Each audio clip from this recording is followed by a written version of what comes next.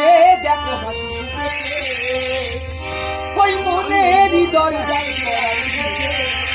মনেরই দরজায় করা দিয়েছে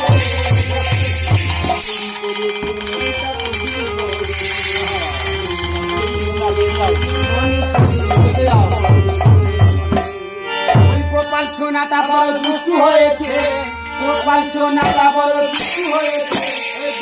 না কেন এত মিষ্টি হয়েছে মনেরই দরজায় আমার